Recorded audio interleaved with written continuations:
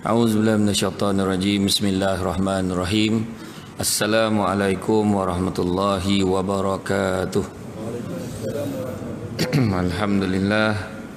Alhamdulillahillazi arsala rasulahu bil huda wa dinil haqqi liyuzhirahu ala dini kullihi walau karihal kafirun wala karihal musyrikun wala karihal muslimun. Subhanaka la ilma lana illa ma 'allamtana innaka antal alimul hakim. Rabbi syrah li sadri wa yassir li amri wahlul 'uqdatam min lisani yafqahu qawli. Masih saya ucapkan Tuan Pengurusi acara bahagia, Tuan Imam, Tuan Pengurusi Masjid, Barisan Jawatankuasa Masjid, pemimpin-pemimpin tempatan di semua peringkat, tuan-tuan dan puan-puan yang dirahmati Allah sekalian. Bersyukur kita kepada Allah Subhanahu Wa Taala kerana dengan limpah dan izinnya pada malam ini dapat kita bersama-sama berada di dalam majlis ilmu taman-taman syurga. Barang siapa yang mengikuti jalan-jalan menuju ke majlis ilmu, maka Allah akan mengurniakan kepadanya jalan-jalan ke syurga. Mudah-mudahan. Begitu juga barang siapa yang berada di dalam majlis ilmu belajar satu bab, Nabi kata belajar satu bab daripada cabang ilmu yang dipelajari, ia lebih baik daripada dunia dan seisinya, malahan lebih baik daripada salat sunat 100 rakaat. Bukanlah maknanya tak payah sembahyang sunat dah, tapi maksud dia puasa pahala tu kan. Macam itulah. Jadi malam ni ceritanya rahsia, rahsia keluarga bahagia.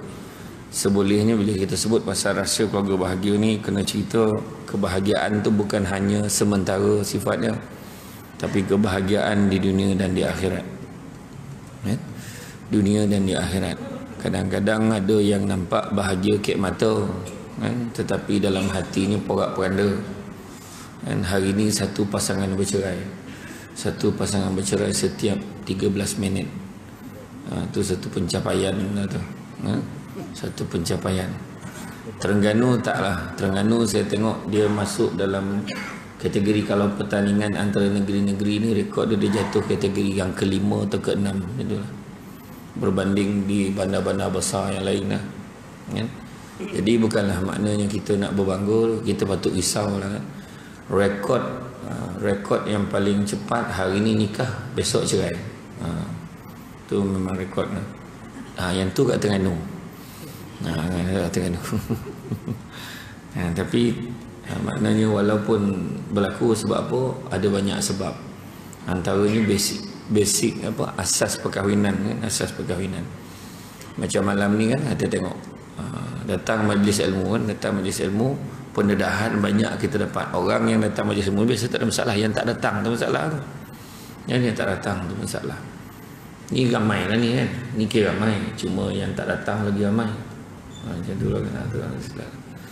Jadi bila sebut tentang keluarga bahagia ni, maknanya asas mula tu penting. Asas mula. Kalau saya bentangkan ketah kerja tu, saya bentangkan dekat Ilim Bangi, Institut Latihan Islam Malaysia Bangi, khusus pasca perkahwinan, basic asas yang mula-mula nak kahwin. Nabi ajar kita jaga tengok 4 perkara. Tengok dari segi lijamah liha, tengok kecantikan, rupa paras tu kena tengok juga. Penting sebab nak menghadapnya bukan sehari.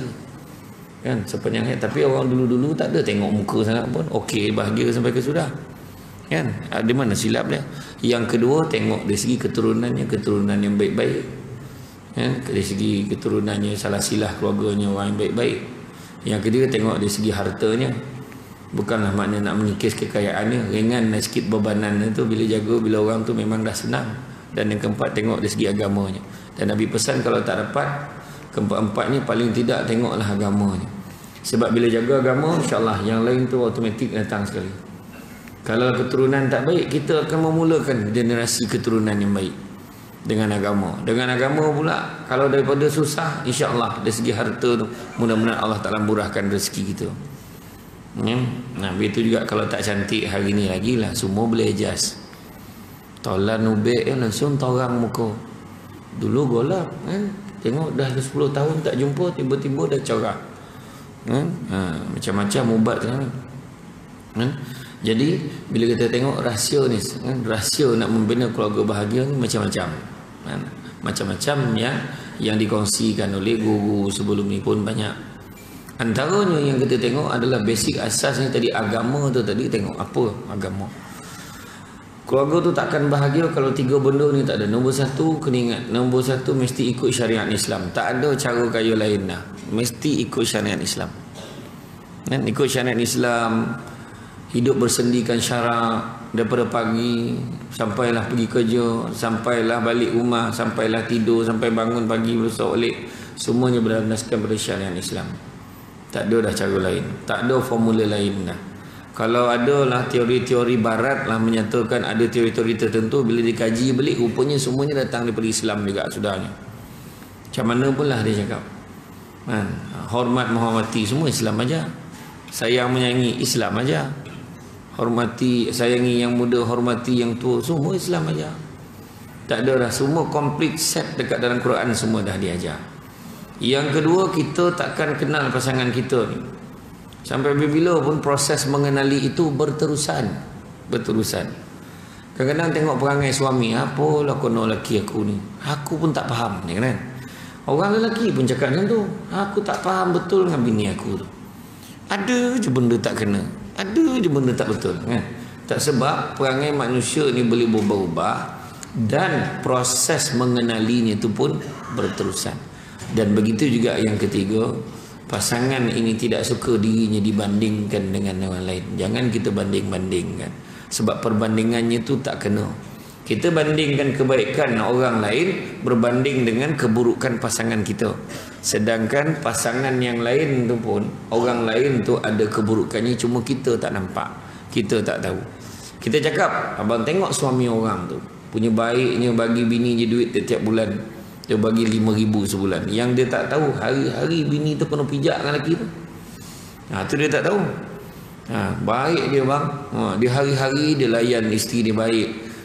Dia siap apa, hari-hari balik cium dahi isterinya, peluk isteri dia.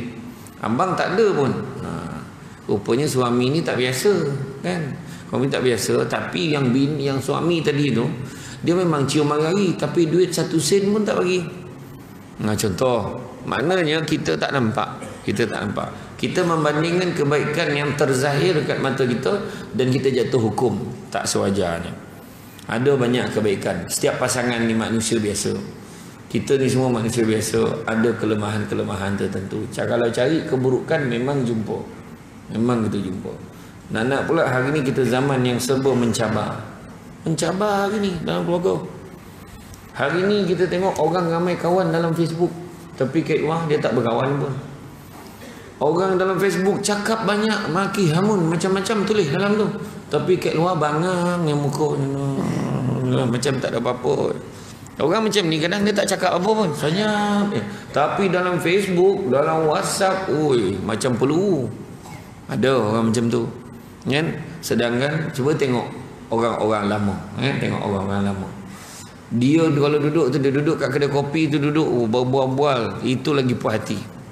Dia berbual cerita, ingat tak dulu kita macam ni itulah lah. Cerita balik macam anak kau macam mana cerita. Sekarang ni dah tak ada lagi dah yang macam tu.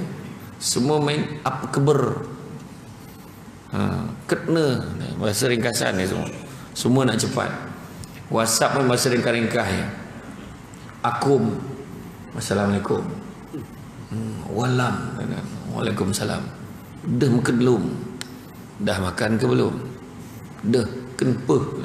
Makan apa? Sekerbu. Nasi kerabu. Sekarang pemalih menulis mesej pemalih kan. Itulah keadaan. Jadi nak capai rahsia yang pertama, tu yang Nabi sebut, tak dibu auladukum bisalasati asya. Dan didiklah anak-anak kamu dengan 3 perkara. Pertama, bihubbi Rasulillah sallallahu alaihi wasallam, dengan mencintai Rasulullah. Kan? Kita kena suruh anak-anak kita, keluarga kita, diri kita buat apa yang Nabi suka, tinggal apa yang Nabi tak suka. Kan? Kemudian sayang Nabi, buat apa yang Nabi biasa buat. Yang kedua, bihubbi ahlihi, mencintai, menyayangi ahli keluarga Nabi. Macam mana nak cinta ahli keluarga Nabi? Ahli keluarga Nabi pun tak tahu siapa. Isteri Nabi yang 13 orang tu, dia ingat siapa? Yang dia ingat Aisyah, Siti Khadijah, 2 tu je. Yang lain tak tahu. anak-anak Nabi, cucu Nabi Hasan Husin kan. Jadi kena ajar ahli keluarga kita dengan kita mengenali siapa ahli keluarga Nabi dan sayangi mereka. Dan yang ketiga disebut bi qiraatil Quran, dengan membaca Al-Quran banyak-banyak. Bacalah Quran kan. Dan Quran ni bukan baca saja, kenalah merenungi dan memahami maknanya. Sebab macam kita lah bila tengok satu buku lah kan, macam mana kita faham satu buku, kita nak cuba faham apa yang penulis tu cuba sampaikan. Kita baca buku. Orang perempuan dia rajin lah baca novel. Dia tengok apa sebenarnya kisah nak disampaikan. Macam tu juga dalam Quran. Kalau kita main baca je tapi tak pernah nak usaha fahami isi kandungan macam mana, mana mungkin kita tahu apa sebenarnya yang Allah Ta'ala nak kita sampaikan. Kita datang majlis ilmu ni pun, apa disampaikan oleh penceramah-penceramah dalam masjid ni, semuanya pasal itulah. Apa yang telah pun Allah Ta'ala beritahu dalam Quran, apa yang Nabi sampaikan, jadi kita laksanakan. Sebab tu kita tengok dah kata dah, bersatulah, wa'tasimu bihablillahi jami'an wa la tafarraqu, berpegang teguh pada tali Allah, bersatu kan. Dan janganlah berfirqah-firqah, jangan berpecah-pecah. Dah beritahu dah, tapi ada yang tak faham. Ada yang tak faham. Bila tak faham susahlah. Tu sebab buat hal sendiri tu kan. Ada dia jadi apa, ada istilah orang Melayu sebut kora sumbang kan. Buat hal dia campur orang tidak buat hal sendiri. Dia bukan tak senang hidup dia, tetapi baik tak reti, tak campur. Tapi bila susah sampai masanya, perlukan masyarakat juga. Tak ada siapa pun boleh hidup sendiri. Nampak kan? Tu dah tahu. Sembahyang jemaah 27 kali ganda daripada sembahyang seorang pun dah tahu, tapi tetap tak ramai kat setengah masjid. Masjid At-Taqwa ni okey, tempat lain kan. Ni New Zealand kan. New Zealand ke mana? Afrika kan. Terasa kan bila dah ramai macam ni, terasa sempit ni. Terasa sempit masjid ni. Macam tu kan. Tapi time subuh terasa lapang lah. Macam tu lah. Terasa lapang. Tapi tak apalah, ikhtiar kan. Jadi sebenarnya rumah Allah ni sesama lah kita sayang. Kita sayang rumah Allah ni. Jaga sama-sama. Tuan-tuan ni bertuah ni dapat surau masjid yang selesa macam ni. Itu sebabnya bila ada usaha-usaha nak menambah baik selesakan masjid ni, kita kena sokong. Itu sebabnya malam ni pun ada tabungan. Tuan-tuan sumbeklah duit banyak. Sebab kita nak cat balik masjid ni dan juga nak tukar kapet. Ini kena robot tuan-tuan. Ni kena robot. Ni pun salah satu rahsia keluarga bahagia kan. Sedekah banyak-banyak. Sedekah untuk pasang kapet. Siap ya kapet besok. Selagi mana orang pakai untuk semayang kan? Berjalan nanti itu pun dapat pahala mengalir pahala. Walaupun kita dah jiun, walaupun kita dah padam, dah tak ada lagi dah, dalam kubur dah, mengalir pahala. Mana pula datang pahala ni, kita pun dah tak ingat dah. Rupa-rupanya ada kita sedekah dulu. Rupa-rupanya ada kita sedekah dulu, orang tu guna duit tu buat pintu sekolah. Selagi mana orang buka tutup pintu sekolah tu, selagi tu dapat pahala. Bukan susah benar. Ini kena apa? Malu kita dengan bangsa lain kadang. Malu. Bangsa lain keluar duit untuk bangsa dia, bukan main lagi kita kadang. Bangih bukan main lagi. Marah kita mesti bantu. Sedekah RM1. Itu masalah. Bukan orang sini okey, tempat lain ni. Saya suruh orang lain contohi jemaah Masjid At-Taqwa. Ya kan?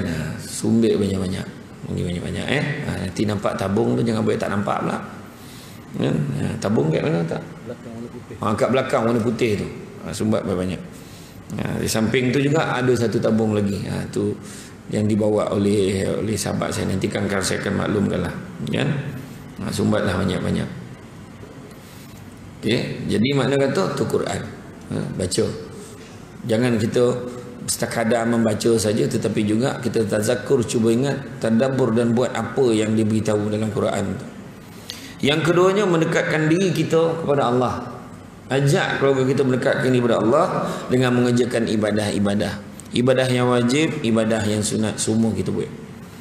Ibadah sunat nak cover balik ibadah-ibadah wajib kita. Mungkin ada yang mana yang kurang sempurna tu nak top up sikitlah. Kita buat. Ibadah lah banyak-banyak. Tapi ibadah ni bukan main ikut-ikut aja, kena belajar juga. Kesempurnaan ibadah, mencapai kesempurnaan ibadah ada 4 perkara. Yang pertama dengan ilmu. Bukan main belasah aja. Orang semayang kita semayang. Orang rukuk kita rukuk. Tapi kita pun tak faham apa sebenarnya pembacaan kita. Itu sebab saya suruh baca, suruh faham tadi. Dah sampai masanya kita memahami juga bacaan-bacaan dalam Al-Quran tu yang kita bawa dalam semayang kita. Mesti dengan ilmu. Kenapa kita sujud macam ni? Betul tak cara kita rukuk ni? Betul tak cara kita ni? Duduk antara sujud, kaki kita pelipatnya macam mana? Kena tengok. Dan belajar dengan guru. Yang kedua, mestilah ikhlas. Yang ibadah mesti ikhlas. Nak capai kesempurnaan ibadah, mestilah ikhlas. Yang ketiga, mestilah membawa perubahan kepada perangai dan tindak tanduk kita. Kalaulah kita ibadah tapi perangainya tahu ada masalah dengan ibadah kita. Mengumpet laju, ya cerita tak elok pasal orang. Ada je cerita buruk pasal orang. Ni boleh lepas main maghrib ni, menangis-nangis berdoa. Habis dia doa, langsung dikutuk orang lain. Dia tak boleh pakai lah dia tu. Aku tak suka betul dengan orang ni. Ya, ada. Kemudian begitu juga menganiaya orang, mengena orang, memfitnah orang. Macam-macam begini. Macam-macam. Nak pula dengan media maya sekarang kan. Macam-macam. Ya kan, men? Copek berita-berita tak elok tu cepat tersebar. Jangan risau. Cerita baik lambat tersebar. Kan? Macam imam pergi umrah. Benar baik, lambat tersebar. Imam dah balik baru tahu. Punya tahu kan? Imam dah balik berumrah baru tahu imam pergi umrah. Lah pergi umrah ke imam betul lah lama tak nampak. Punya tahu kan? Cuba kalau cerita-cerita tak elok tu, cepat semua update. Kan? Betul dia. Cerita-cerita tak elok ni jangan saya sebarkan tuan-tuan. Bahaya tu. Tu jangan main hari ni orang nak jadi jutawan dosa. Kita tak sadar tau, menyebar-nyebarkan cerita ni jadi jutawan dosa. Sebab kita sebarkan cerita tu elok ke tak elok ke, betul ke tak betul, dua-dua dosa. Kan? Bila cerita benda tak elok pasal orang, walaupun benda tu betul, jadi dosa sebab mengata, mengumpat. Bercerita pasal orang dah lah tak betul, jadi fitnah. Dua-dua dosa. Kan? Jadi apa macam mana nak buat? Tu yang Abu Lais kata, buat 7 perkara. Ni buat 7 perkara pula. Sorry, buat 6 perkara. Yang pertama, bila orang sampaikan cerita, jangan percaya sebab kesaksian dia tak cukup. Kau dengar mana cerita tu? Ada orang cakap, jangan ambil. Dia baru dengar-dengar je, betul tidak pun tak tahu, jangan ambil. Kedua, hendaklah kita mencegahnya sebab membawa kepada kemungkaran. Betul pun berdosa, tak betul pun berdosa. Jadi jangan gitu. Jadi kita cegah, kau berhentilah buat cerita tak elok ni. Kau tu tak apa hukum berdosa, neraka ni. Cegah. Yang ketiga, janganlah kamu bersangka-sangka disebabkan cerita orang. Yalah, tak sangka kena JK masjid macam tu. Nampak? Kan Saddam cakap ni. JK tak sangka JK sejik begitu. JK sejik kan. Tak sangka betul tu. Nampak baik dia tu. Perangai kan sedap kan. Jadi jangan bersangka-sangka berdosa. Allah Ta'ala tak suka. Dan begitu juga keempat, dah lah tengok, janganlah kamu menyelidik pula betul ke tidak cerita tu. Jangan menyelidik. Nanti aku semak, aku kenal abang dia tu, aku dapat apa-apa info, aku update. Dia pula update. Yang kelima, hendaklah kamu membenci perbuatan itu sebab natijahnya akhirnya kedua-duanya apa? Neraka. Dan yang keenamnya, bila kamu dah membencinya, janganlah kamu mengulangi perbuatan itu. Tu Abu Lais As-Samarkandi aja. Kita semayang tapi baik, jadi perangai tak elok. Kesempurnaan ibadah 4. Pertama tadi ilmu, kedua ikhlas, yang ketiganya tindak tanduk perangai jadi lagi baik dengan ibadah, dan yang keempatnya nak capai kesempurnaan ibadah mestilah dimulakan dengan niat. Na'amalu bin niat. Semuanya dengan niat. Bila nak semayang mesti ada niat. Tak ada memang tak ada lah orang nak semayang tu niat nak masak, tak ada. Kan? Tapi makna niat gitu. Masih ada yang mulakan dengan niat. Kan? Jadi kerjakanlah ibadah yang apa? Kadang-kadang semayang sunat ni je tengok semua orang semayang sunat, kau boleh habaq dia. Yang ada seorang tu dia boleh relax duduk tengok orang lain semayang, seolah-olah kau semayang lah, aku dah banyak, macam tu lah lebih kurang. Kan? Masalah tu. Buatlah, kan? Tu ibadah-ibadah sunat ni juga salah satu cara nak bagi Nabi kenal kita akhirat besok. Akhirat besok Nabi panggil ummati, ummati, umatku, umatku, dia panggil gitu. Yang itulah suara yang kita nak dengar, macam itulah bentuk panggilan yang kita nak Nabi panggil kita. Umatku, kemari kau umatku. Tapi kalau Nabi tak kena kita, sia-sialah hidup berpuluh tahun atas dunia, tapi Nabi tak kena.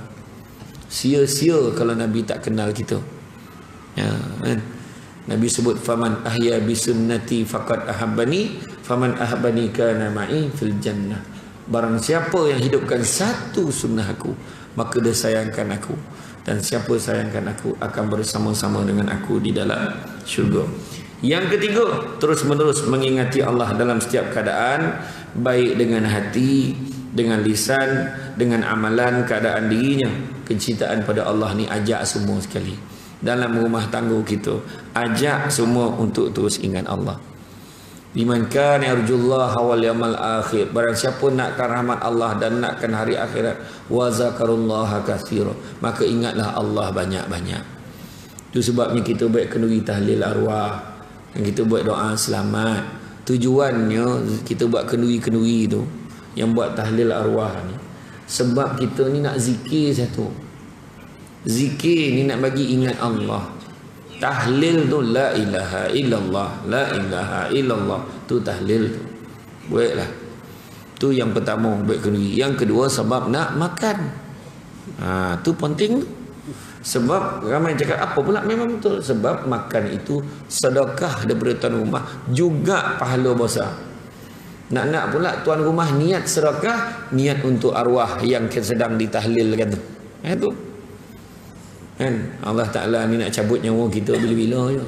Kita mungkin hari ni kita nampak tak penting, tak malah tak ada apa lah tahlil ni, tapi kita akan tahu bila kita dah tak ada atas muka bumi ni, kita dah kena tanam besok dah inna lillahi wa inna ilaihi raji'un.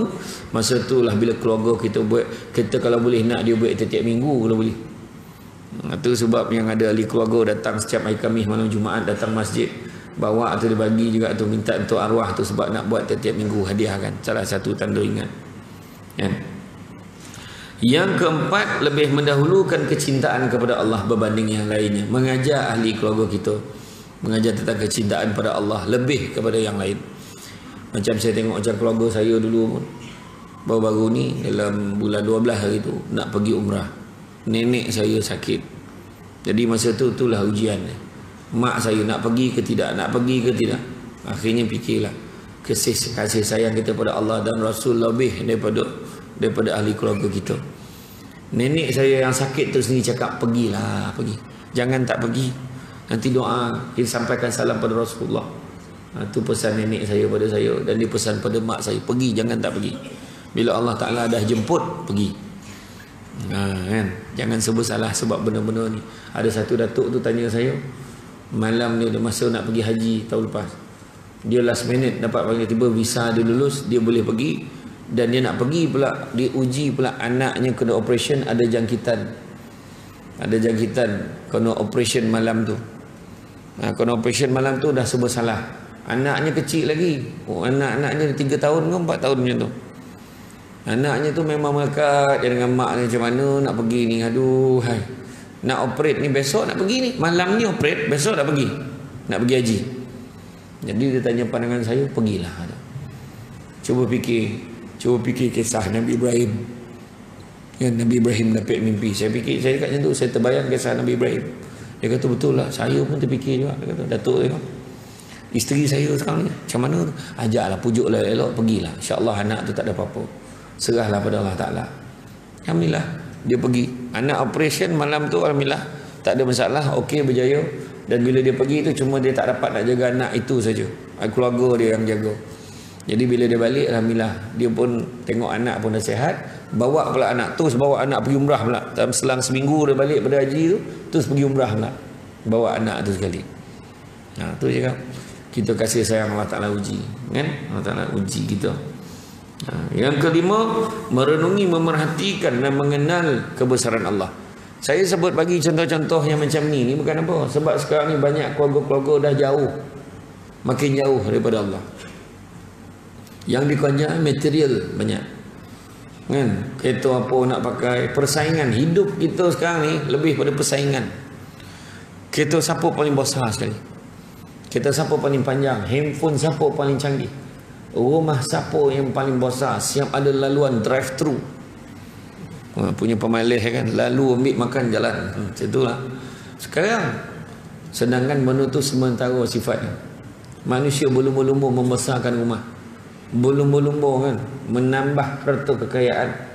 Tu yang Nabi pesan, anak-anak Adam kalau diberikan 2 lembah emas, nescaya dia akan minta lembah yang ketiga. Memang betul. Tak pernah cukup. Kan? Bersyukurlah kita dengan apa yang kita ada.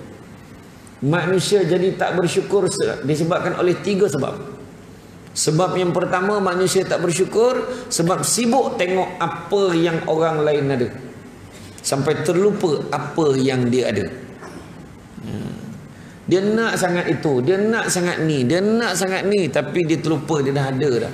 Macam-macam yang dia dah ada tu dia terlupa. Itu sebab manusia tak syukur.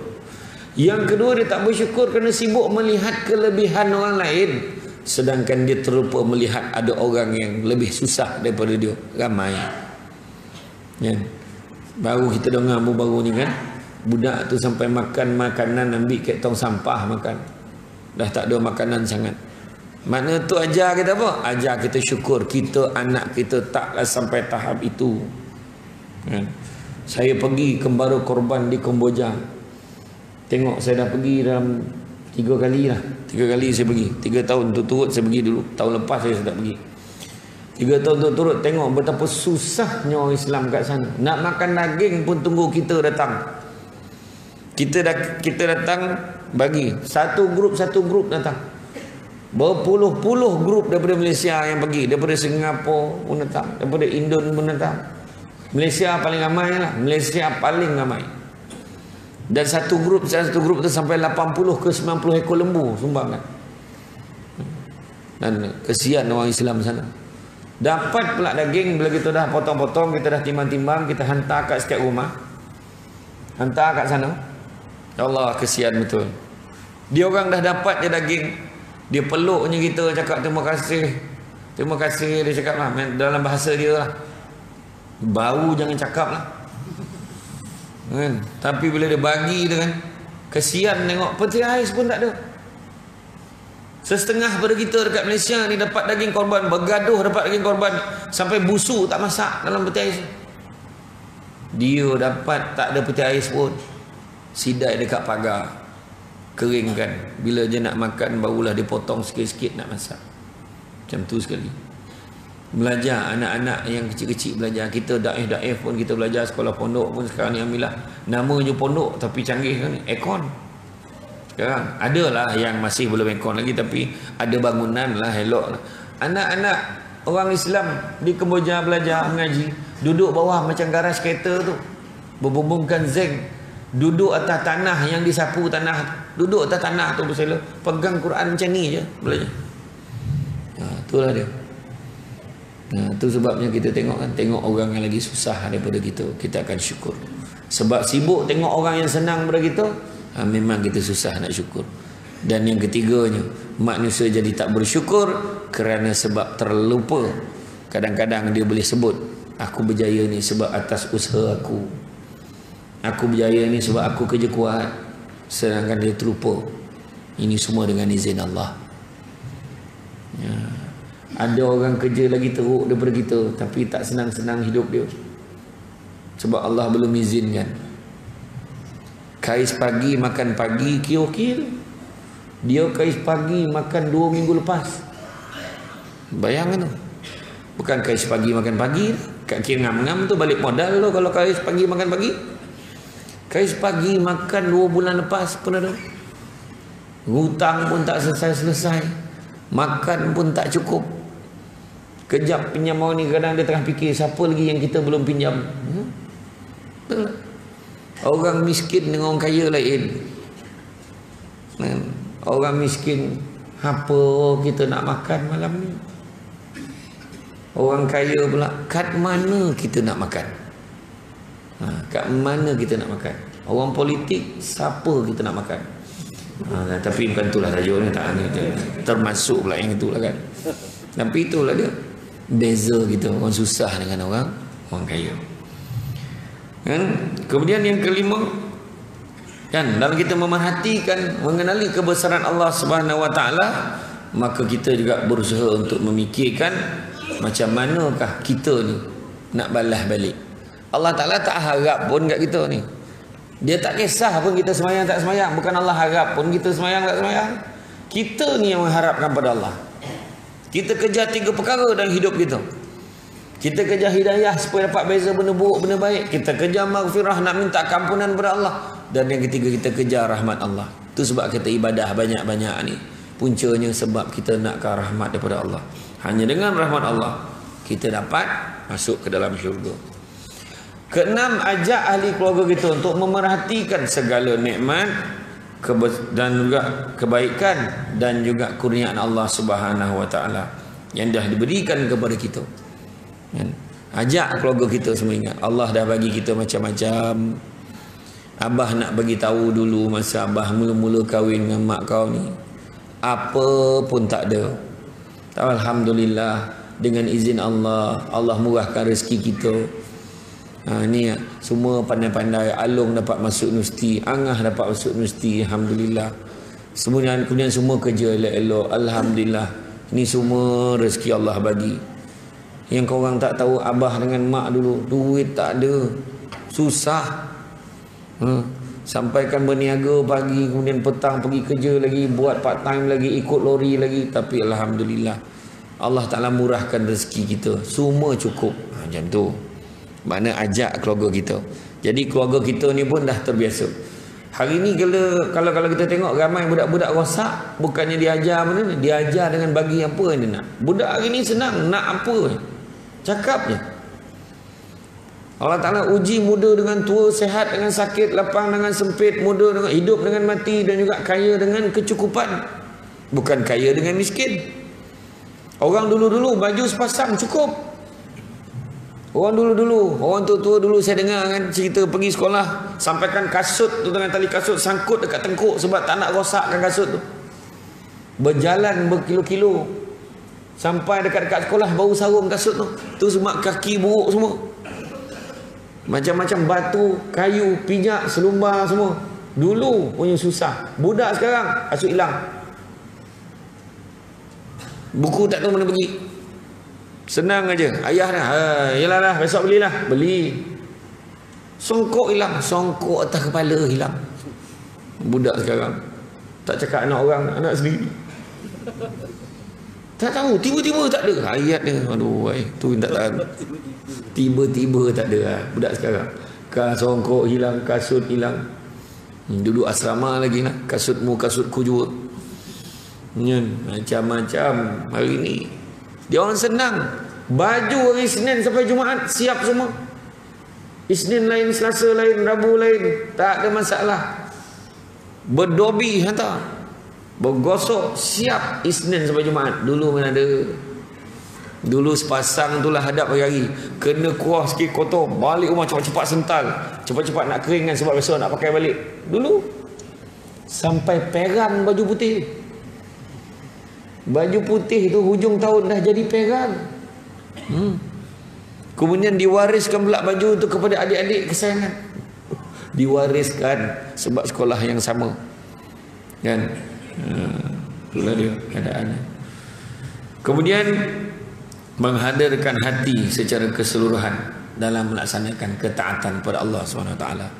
Taatlah kepada Allah. Abu As-Samarkandi kata, jaga 7 perkara.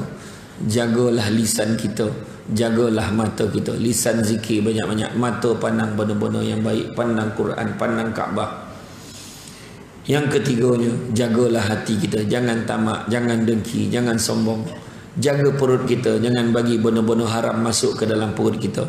Jaga tangan kita jalankanlah perbuatan yang baik-baik, tolong orang mana selagi yang terdaya. Yang keenam, jagalah langkah kaki kita. Dan yang ketujuh, jagalah ketaatan kita kepada Allah dan Rasul. Begitu juga menyendiri sehingga mengalirkan air mata. Ajak keluarga kita sama-sama menyendiri, bertahajud, bangun pagi, qiyam al-lail, biar dia menitis air matanya mengenang mengingati Allah Subhanahu Wa Taala.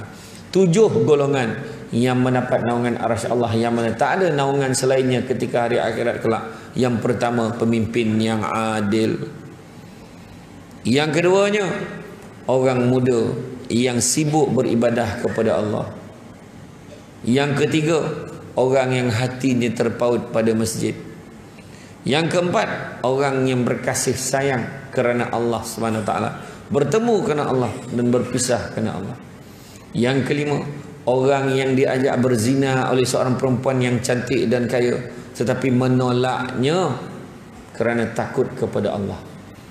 Bukan makna perempuan buruk dan miskin boleh. Perempuan kaya dan cantik pun dia boleh tolak, miskin dan buruk lebih lagi. Yang keenam, bersedekah, yang mana bila bersedekah tu tangan kirinya tidak tahu apa yang diinfakkan oleh tangan kanannya. Makna tak heboh-heboh kat orang bila sedekah. Sedekah tak ada nunjuk-nunjuk kat orang, tak ada. Ada satu datuk tu dia sedekah, dia infakkan, dia beli tanah, dia wakafkan bina masjid, niat untuk maknya 6.5 juta. Kemudian dia baru teringat, aduh terlupa pula. Kenapa? Terlupa pula saya punya belum lagi. Ada tak tanah kosong lagi? Beli satu tanah lagi, dia wakafkan, dan infak kali ni dia niatkan untuk diri dia 5 juta lagi. Itu dia, kaya dan ingat Allah. Ada orang tu dah lah miskin ni, ingat Allah pun tidak. Ingat satu kisah dalam kitab Muka Syafatul Qulub, di bawah tajuk takut kepada Allah. Seorang perempuan tu dia susah sangat. Dia susah sangat sebab suaminya dah terlantar, anaknya ramai, suami terlantar sakit, ditimpa kecelakaan. Jadi suami dia kata, kau pergilah jumpa dengan seorang kaya ni, kau mintalah dengan dia, mudah-mudahan dia bantu kita. Bila dijumpa dengan lelaki kaya tu, lelaki kaya tu cakap, boleh, aku boleh bantu kau dengan syarat kau serahkan tubuh kau kepada aku. Perempuan ni mengeleng lah, tak nak. Baliklah perempuan tu. Sampai dekat rumah tengok anaknya merengek-rengek, ibu lapar, ibu lapar, macam mana ni lapar, ada tak buat balik makanan? Tak tahan tengok anaknya, dia pusing balik pergi rumah orang kaya tu. Bila jumpa orang kaya ni, kenapa? Itulah aku tak sampai hati tengok anak-anak aku menangis, aku nak minta bantuan pada kau. Maka orang kaya ni kata apa? Adakah kau boleh bersetuju dengan syarat yang aku nak berikan pada kau tadi? Setuju ke tidak? Perempuan tu dengan berat hati dia mengangguk. Ketika dibawa masuk ke dalam bilik, lelaki tu baru nak pegang perempuan ni. Perempuan ni mengelotak-ngelotak badan dan menggigil macam nak tercabut anggota tangan kaki dia, macam nak tertanggal, namanya menggigil, takutnya. Kau ni kenapa? Sesungguhnya aku takut kepada Allah. Lelaki kaya ni tersentak, tersedar. Lelaki kaya ni kata apa? Engkau boleh takut kepada Allah bersama-sama dengan kefakiranmu, maka tentunyalah aku ini sepatutnya lebih takut kepada Allah bersama dengan kekayaan aku. Dia dari miskin, terdesak tadi, patutnya belasah ajalah, yang penting anak aku dapat makan. Tak, masih takut lagi kepada Allah. Jadi dia insaf, dia kata patutnya aku ni patut lebih ingat kepada Allah. Jadi sebabkan itu, dia bagi dekat perempuan tu segala macam yang dia boleh bagi. Perempuan ni balik, bukan hanya anak boleh makan, malahan keluarganya berubah hidupnya jadi senang. Nak tunjukkan banyaknya yang lelaki ni bagi kat dia, nak tunjukkan murahnya rezeki bila kita ni patuh kepada perintah Allah. Tu cerita tu. Jadi ingat Allah banyak-banyak.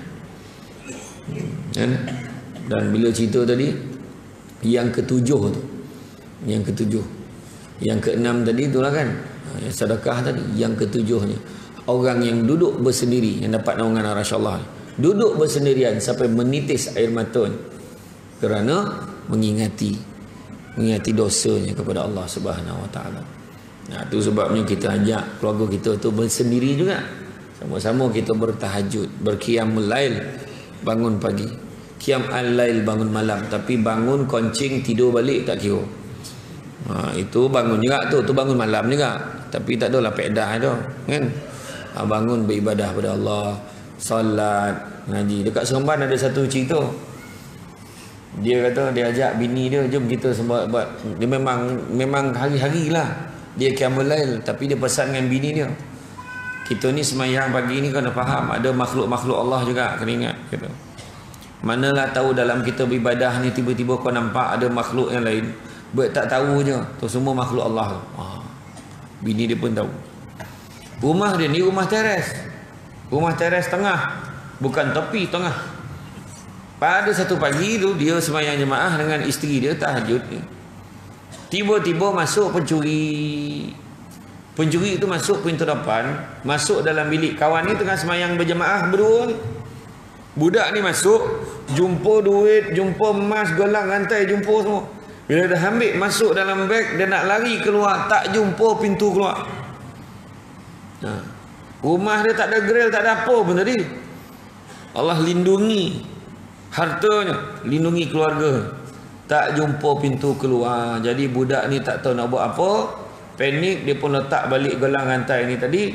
Sudahnya dia tak tahu nak buat apa, dia pun sama ikut semayang sekali. Dia ikutlah semayang sama. Bila dia ikut semayang sama, bini dah nampak, Allah, siapa pula ni? Lepas tu bini dia teringat, oh, abang dah pesan, buat tak tahu. Itu semua makhluk Allah. Yang suami bagi salam, Assalamualaikum warahmatullahi wabarakatuh. Terkejut dia tengok siapa pula seorang ni kan. Jadi dia kata, kenapa minta maaf pakcik, dia salam, menangis-nangis dia salam. Minta maaf pakcik, saya tadi sebenarnya nak mencuri, tapi saya nak keluar, tak jumpa pintu keluar, menangis dia. Masya Allah, terkejut. Tuan rumah pun terkejut. Macam ni lah. Kenapa kau mencuri ni dia? Saya, mak saya sakit, saya tak tahu macam mana nak buat lagi dah. Macam ni lah. Kau ambil duit ni 100, beli ubat bagi mak kau makan, bawa mak kau pergi klinik. Kalau ada duit sok bayar, kalau tak ada pun pakcik halalkan. Faham? Ya pakcik. Baru dapat keluar. Dapat jumpa pintu keluar. Nak tunjukkan kan. Tapi bukanlah sebab itu saya suruh semayang lah. Yang kita ibadah ni kerana Allah Subhanahu Wa Taala. Ya. Kemudian menjauhi segala sebab yang dapat menghalang diri kita dengan Allah, iaitu elakkan kita buat perkara-perkara yang mungkar dalam keluarga kita. Tanam saham akhirat banyak-banyak, benar-benar baik. Ajak keluarga kita beribadah. Besok anak kita, besok kita dah dalam kubur.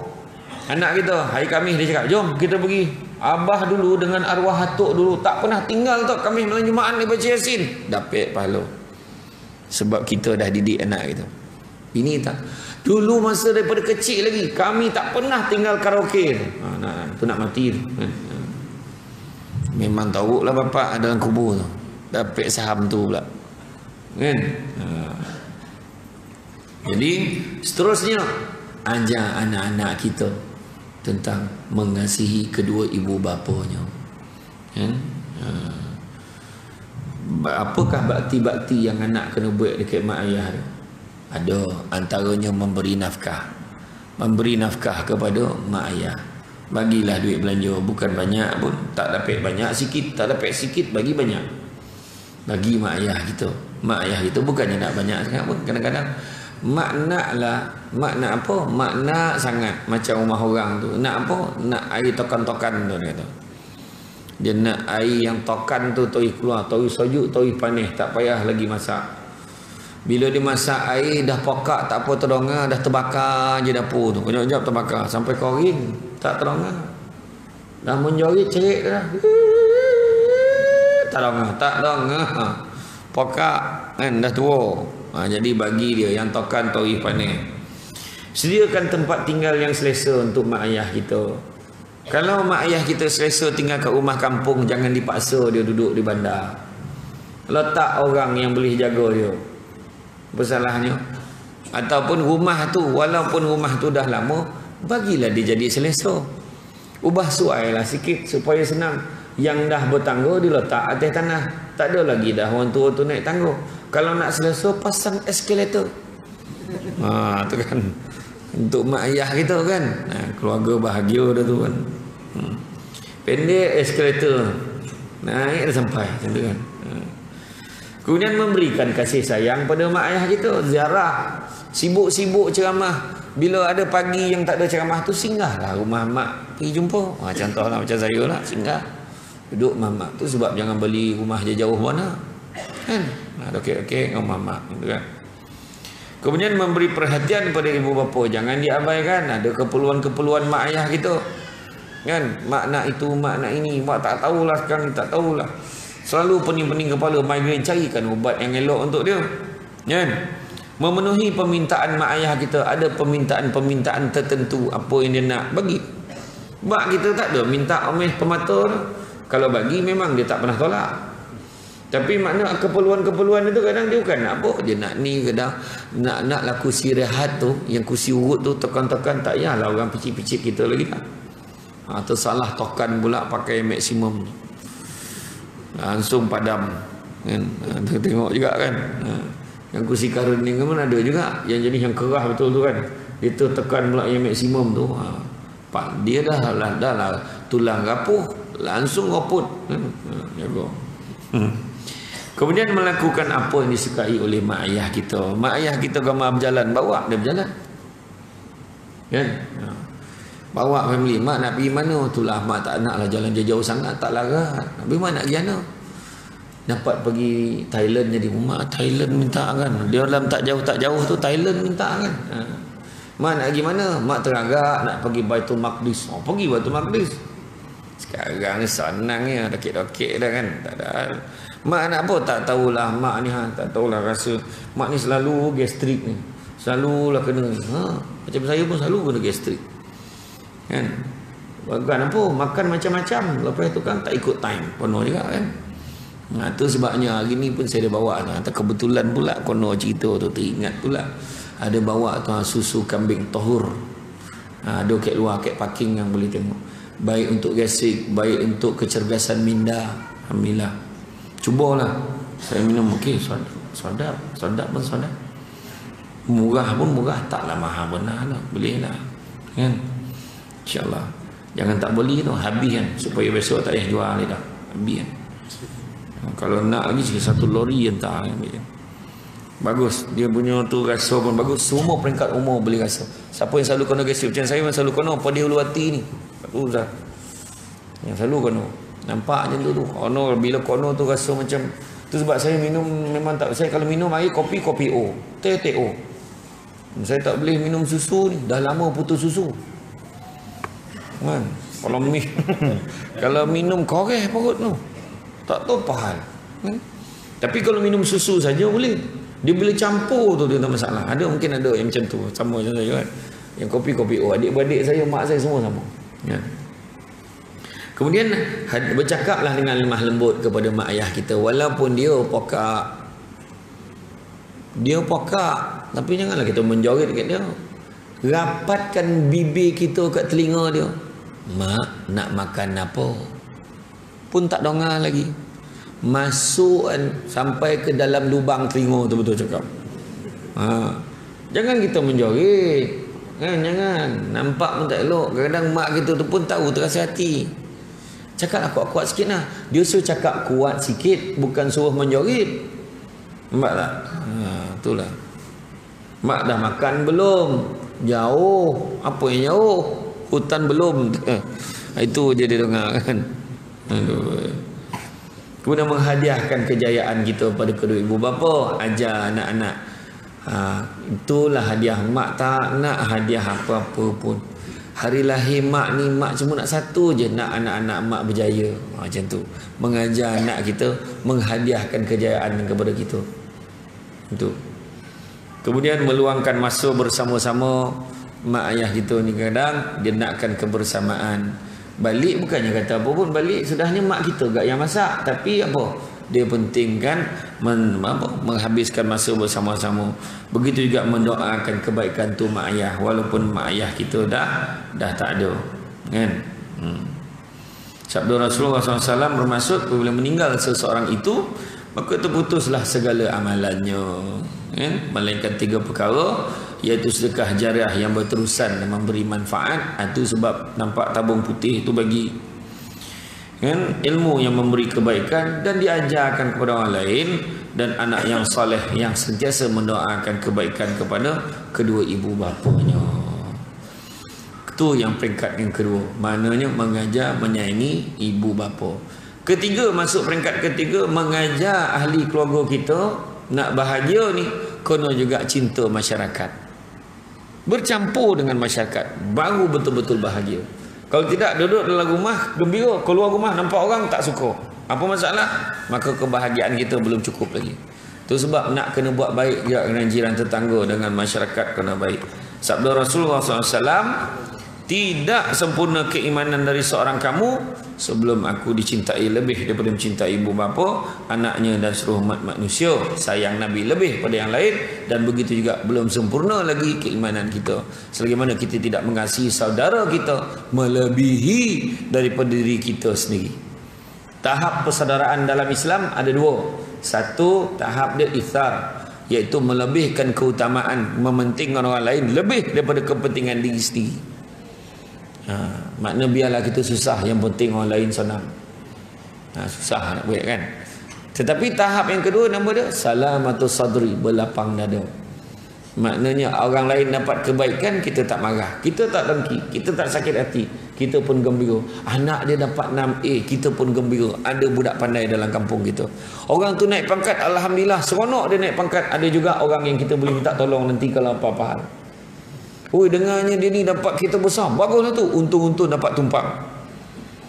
Kereta dia ni tak berlawan. Kau pakai kereta besar, kau tengok aku pakai lagi besar lagi. Kawan tu pakai BMW, dia beli Mercedes. Kawan tu beli van, dia beli Velfire. Kawan tu beli Alphard, kawan tu beli bas sekolah. Dia beli pula bas kilang, tak puas hati, janji bas. Lepas tu sudah ni dia beli, tak tahu beli helikopter pula dah. Beli helikopter lambat sikit lah. Dia beli bilah kipas dulu, sebab mahal. Kadang tak payah nak bersaing mana, tak payah nak bersaing mana-mana macam tu. Takkan habis kalau bersaing macam tu. Tapi kita seronok tengok kejayaan sahabat-sahabat kita, saudara-saudara kita. Kenapa kita perlu sayang menyayangi sesama masyarakat? Sebab kita sebagai manusia hidup saling bergantungan sesama kita, antara satu dengan yang lain, dan mengelakkan pertelingkahan umat Islam. Alhamdulillah, hari ini kita boleh nampak hikmahnya Allah Ta'ala tunjuk. Bila umat Islam dengan Islam tak baik, apa? Siapa ambil kesempatan? Cuba tengok. Satu-satu bodoh yang pasal Islam orang kacau, kan? Ada orang pula yang mempersoalkan hal ehwal Islam, orang bukan Islam pula yang lebih-lebih. Saya cakap senang aja, saya kata, ni bukan cerita politik tak, ni cerita pasal kesatuan ummah ni. Saya kena cerita. Dalam rumah kita ada 7 orang anak. Kita ada 3 orang isteri, 4 orang isteri. Tak kisahlah, tak apalah, ambil satu isteri lah, marah pula orang perempuan kan. Kita ada isteri, suami isteri duduk dalam rumah, ada 7 orang anak. Kemudian kita bawa 2 anak saudara duduk dalam rumah. Anak saudara dalam rumah kena ingat, apa yang dalam rumah tu makan, yang tu juga adalah anak saudara tu kena makan. Dia tak boleh nak cakap, kenapa anak ni dapat lebih, aku dapat sikit, kau pangkat kau anak saudara. Apatah lagi orang yang diambil bola duduk dalam rumah, yang tak ada kena-mengena dengan talian persaudaraan. Jadi dah ada dalam rumah. Dan nak beritahu satu benda je, kalau huru-hara hidup 7 orang anak ni, yang lain tu pun takkan bahagia. Tu je saya cakap.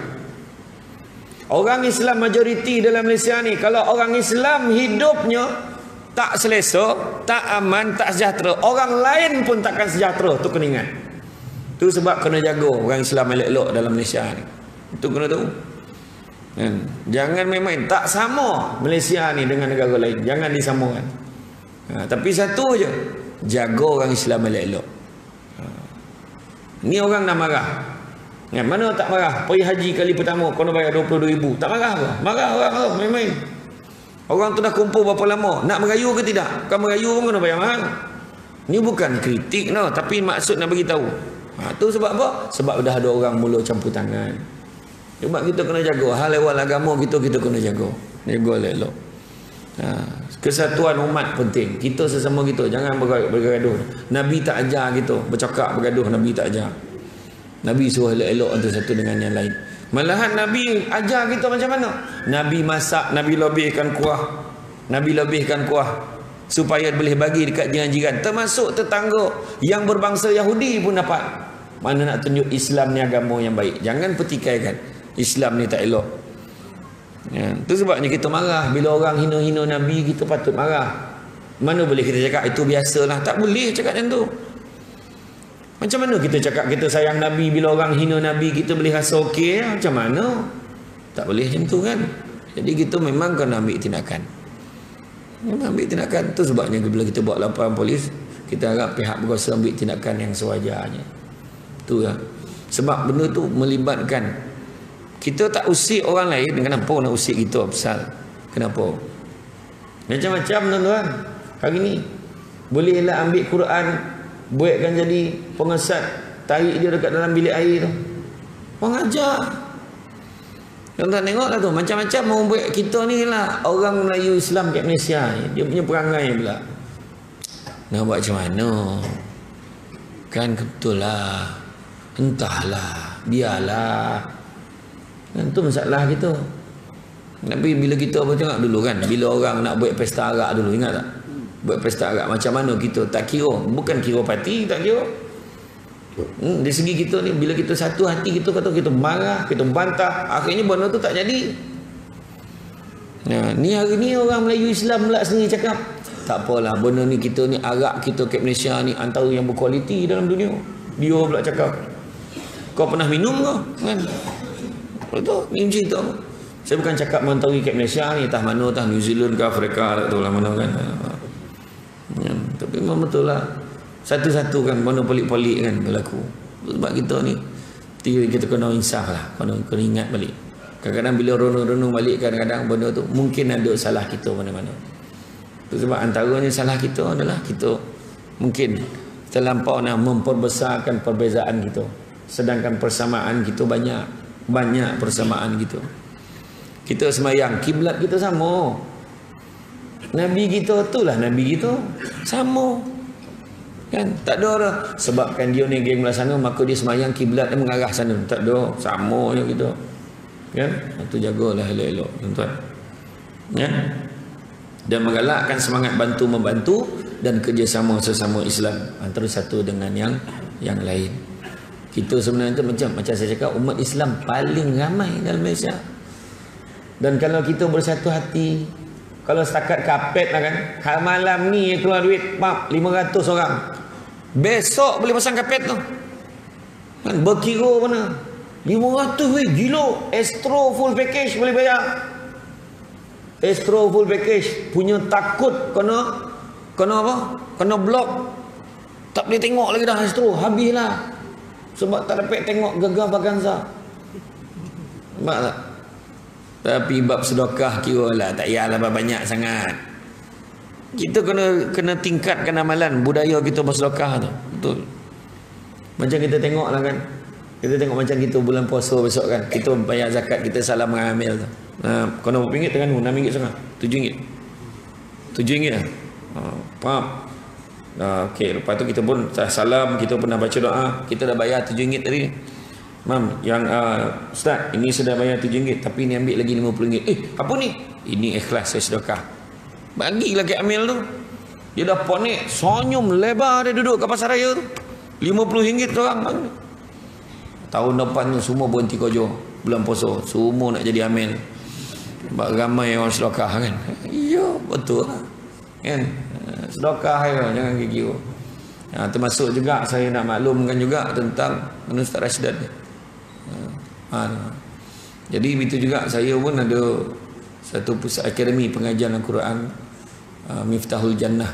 Miftahul Jannah. Jadi kalau siapa yang berhasrat nak menyumbangkan kat sana, ada Ustaz Tafi, dan juga kita buat pengajian secara percuma. Kita ada di Al-Ustaz, kita ada di Shah Alam. Siapa yang nak menyumbang, bolehlah menyumbang. InsyaAllah benda ni baik kan? Orang datang mengaji, belajar agama, macam-macam tajuk, macam-macam ustaz datang secara percuma. Kita bayarlah, tetapi orang yang datang tu percuma. Jadi untuk bagi penerangan sikit tu, saya jemput Ustaz Rashdad untuk memberi sedikit penerangan tentang Akademi Pengajian Al-Quran Miftahul Jannah. Silakan.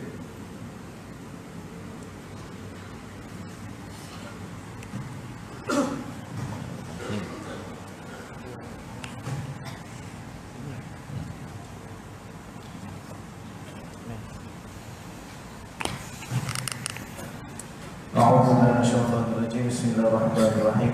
Alhamdulillahirabbil alamin wassalatu wassalamu ala asyrafil anbiya'i wal mursalin wa ala alihi wa sahbihi ajma'in. Allahumma shalli ala sayyidina Muhammad al-fatih lima ughliqa wal khatim lima sabaqa nasiril haqq bil haqq wal hadi ila siratal mustaqim wa ala alihi haqqa qadrihi wa miqdaril azim. Assalamualaikum warahmatullahi wabarakatuh.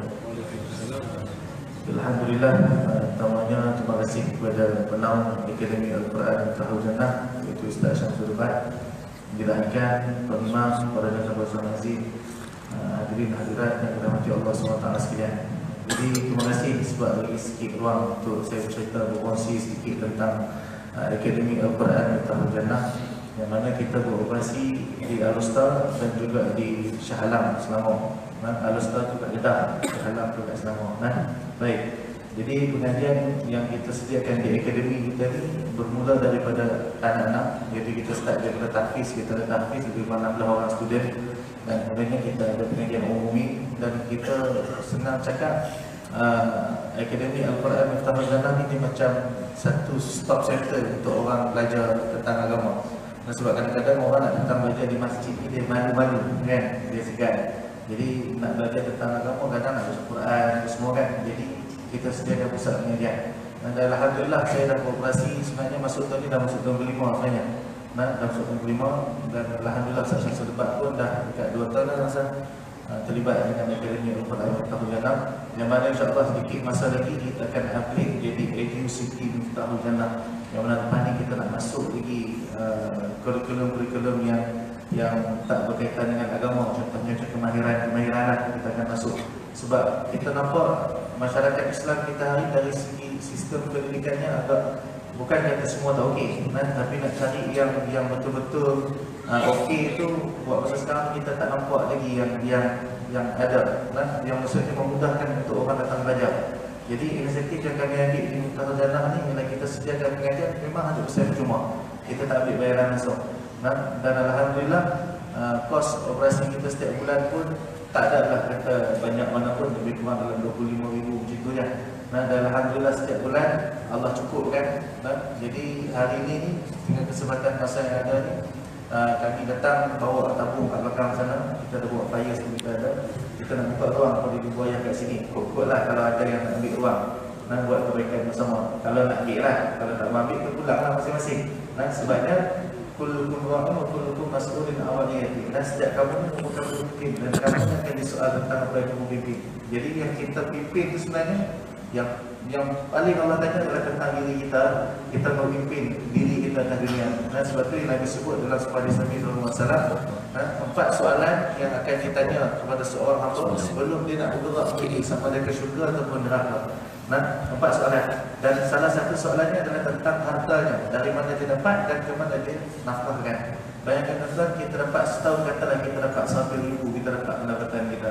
Daripada 100,000 tu, kalau Allah tanya berapa banyak kita guna untuk agama, agak-agak apa jawapan kita?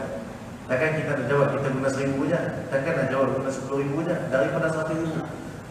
Jadi masing-masing buat pilihan masing-masing. Kita bukan kata nak sangat duit ni, kita bukan tak minta sangat, kita just bawa peluang untuk buat kebaikan sama-sama. Kalau nak bantu silakan, tapi kalau kata andai kata tak mampu nak bantu, kami minta tolong doakan sahaja supaya apa yang kami rancang di Akademi Al-Quran Miftahul Jannah ni dipermudahkan oleh Allah SWT. Dan ni masuk dah tahun kelima dah, dan kita bercakap tahun ni kita nak kumpul dana banyak, kita nak beli tanah dan nak beli kompleks. Sebab sekarang ni kita menyewa, dan setiap bulan kita bayar sewa lebih kurang 3,000 lah kita bayar, 3,000 lebih. Jadi mungkin itu saja kongsian yang saya boleh kongsi. Dan kita juga ada buku wakaf kat belakang. Siapa yang nak berwakaf boleh wakaf dengan nilai RM50 ataupun RM20. Tapi kalau tak mau wakaf, dia nak semua saja masuk je dalam tabung, tak salah. Baik, jadi saya cukup sekadar tu. Terima kasih Ustaz Syamsul sebab bagi ruang untuk saya kongsi cerita. Mudah-mudahan ada sedikit manfaat sama dengan kita ni. Allah. Terima kasih Rasdan. Sambung sikit lagi. Sikit lagi. Jadi dalam kita tadi dengan masyarakat tadi, jaga masyarakat kita, jaga hubungan macam mana Nabi sayang isteri Nabi, kita sayang isteri kita. Nabi sayang ahli keluarga Nabi, kita sayang ahli keluarga kita. Nabi sayang sahabat-sahabat Nabi, kita sayang sahabat-sahabat kita termasuk jemaah kita gini.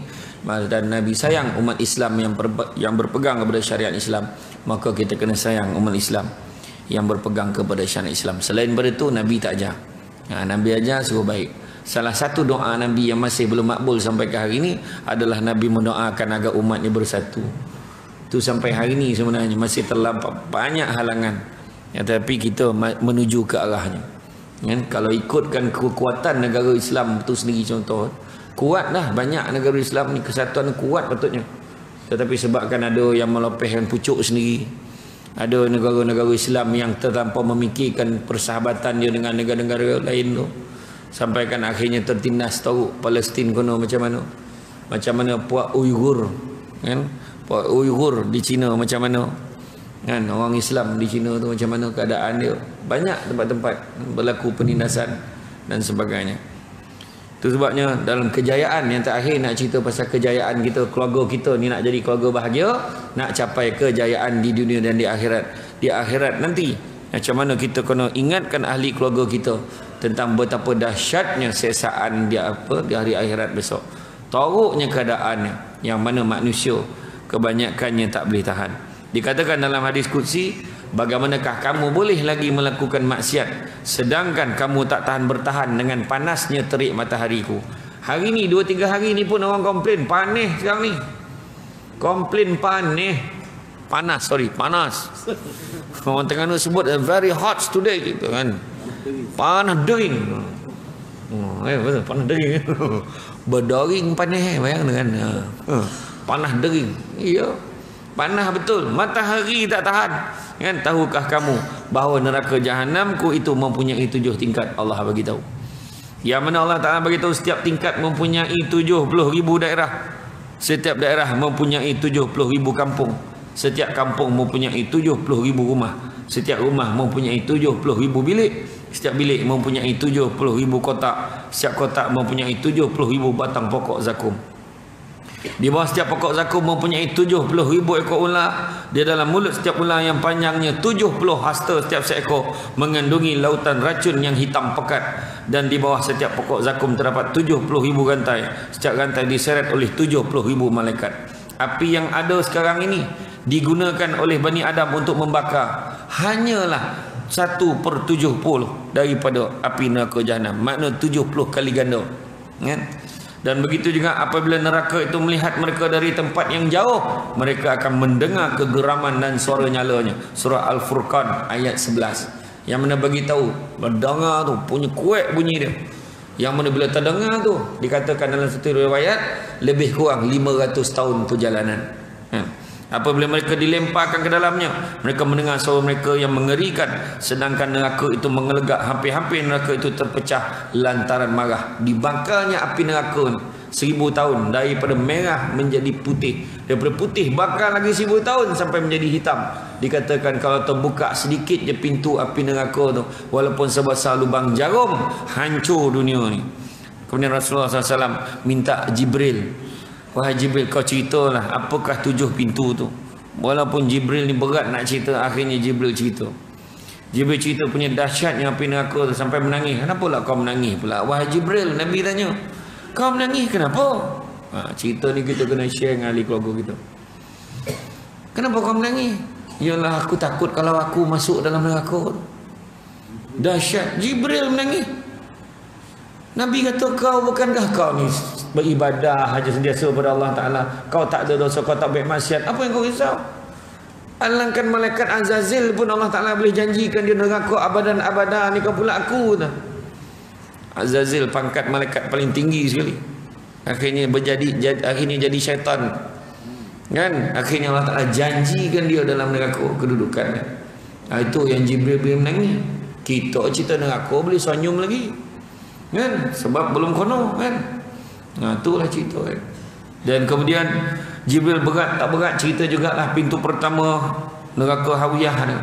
Artinya jurang diperuntukkan untuk orang munafik dan kafir. Pintu kedua neraka Jahim diperuntukkan bagi kaum musyrikin. Pintu ketiga neraka Sakar yang diperuntukkan bagi kaum sabiin atau menyembah api. Pintu keempat dinamakan sebagai Lada, diperuntukkan bagi iblis dan para pengikutnya. Pintu kelima Hutamah yang bermaksud menghancurkan hingga berkeping-keping, diperuntukkan bagi kaum Yahudi. Pintu keenam neraka Sa'ir bererti hafiah, api nyala-nyala, diperuntukkan bagi kaum kafir. Kemudian pintu ketujuh ditanya pula. Pintu 7 tu Nabi Jibril tak tergamak nak cerita. Nabi tanya, ketujuh tu untuk siapa? Akhirnya Jibril pun jawab, sesungguhnya pintu ketujuh diperuntukkan bagi umatmu yang berdosa besar dan meninggal sebelum mengucapkan kata-kata taubat kepada Allah. Menangislah Nabi sampai pengsan. Bila Nabi menangis sampai pengsan, tanda sayangnya kat kita. Itu sebab tak patut sangat kalau kita tak sayang kat Nabi. Dan Jibril pun menangis sekali bila tengok Nabi menangis. Dan bila Nabi tersedar, rupa-rupanya Nabi dipangku oleh Jibril. Dan bila Nabi jaga terus tanya, wahai Jibril, aku tahulah satu pintu tu diperuntukkan untuk umat aku, tapi ada tak seorang umat aku yang masuk dalam pintu tu, dengan harapan pintunya ada tapi tak ada yang masuk.